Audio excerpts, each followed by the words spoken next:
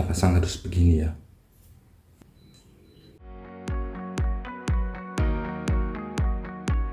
Masangnya gampang nih. 3 konektornya ini kita posisikan di sisi dalam dari mesin ya, sisi dalam, ini sisi dalamnya. Masukin aja, tinggal tekan. Mesin Mailtank ini bodinya kurang kokoh ya, harganya murah, jadi kita langsung pakai aja seperti apa mesinnya sendiri.